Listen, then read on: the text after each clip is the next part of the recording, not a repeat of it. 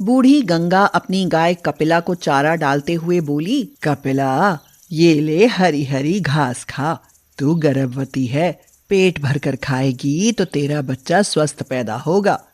मुझ बुढ़िया का एक तू ही तो सहारा है। कपिला गाय ने मन ही मन सोचा, और मेरा सहारा तुम हो माँ, कितना ख्याल रखती हो मेरा। गंगा अपनी गाय कपिला को अपनी बेटी जैसा प्यार करती थी और उधर कपिला भी गंगा को अपनी माँ जैसी ही समझती थी। दोनों का रिश्ता माँ बेटी जैसा था, मगर यह रिश्ता ज्यादा दिनों तक न रह सका। एक दिन अचानक ही गंगा चल बसी और कपिला अनाथ हो गई। कपिला गंगा की चिता के पास खड़ी सोचती है, माँ, तुम तो मुझे अनाथ करके चली गई। अब पता नहीं मुझे कहाँ कहाँ भटकना पड़ेगा।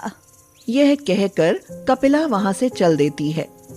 गंगा धार्मिक विचारों की महिला थी और उसके साथ रहने के कारण कपिला में भी गहरी धार्मिक आस्था पैदा हो गई थी। कपिला महादेव की सच्चे मन से भक्ति करती थी, इसीलिए वह रंभाते हुए शिवलिंग के पास जाकर खड़ी हो जाती है और कहती है, हे महादेव, मेरी गंगा माँ को बैकुंठ में जगा देना, साथ ही मेरी और मेरे होने वाले बच्चे की रक्षा करना भोलेनाथ। उस दिन के बाद कपिला गांव के पास जंगल में भटकने लगती है।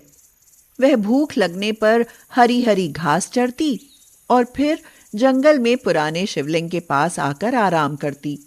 सोते जागते और उठते बैठते वह बस महादेव का नाम ही रटती रहती। ओम नमः शिवाय, ओम नमः शिवाय। एक दिन कपिला को जोर की भूख लग जाती है तो वह सोचती है, आज तो बहुत भूख लगी है और नदी के पास उगी कोमल कोमल घास खाने का मन है। आज उधर ही जाती हूँ। यह कहकर कपिला कोमल घास की चाह में नदी की तरफ चल पड़ती है।